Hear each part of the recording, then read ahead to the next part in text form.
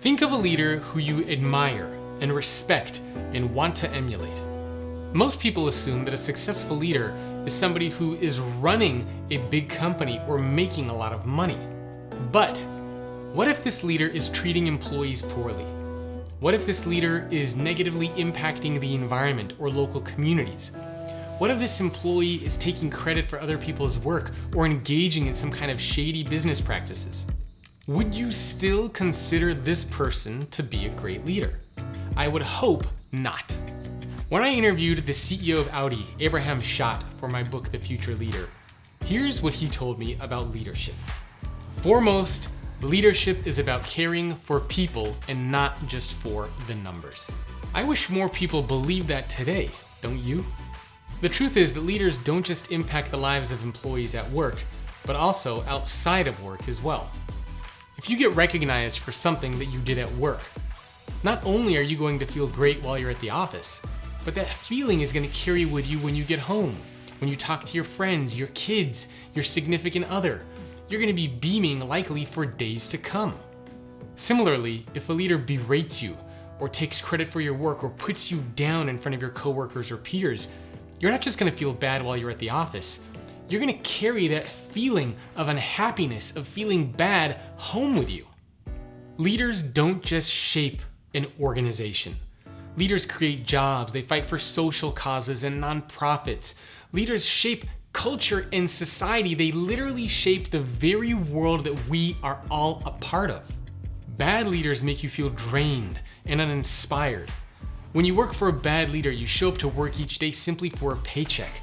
You don't want to contribute as much as you can to the organization. You're not going to bring your hopes, your dreams, your aspirations with you.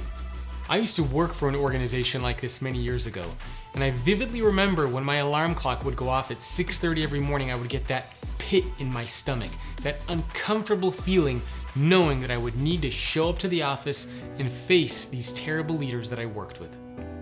Great leaders, on the other hand, make you feel like you can do anything, that you can conquer any challenge, that you can unlock any opportunity that comes your way.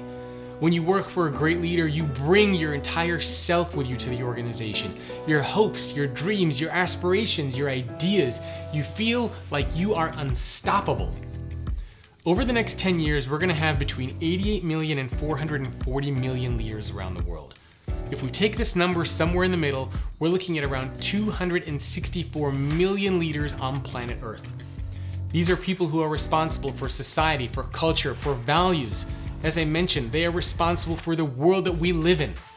So if we want to work for organizations where we genuinely want to show up to work each day, and if we want to be a part of a world that we are all proud to live in, then it starts with the leaders. It starts with people just like you.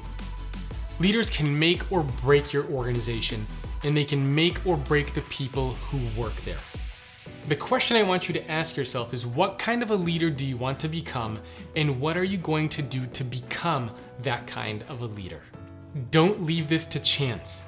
Take accountability and take action to become the leader that we all need.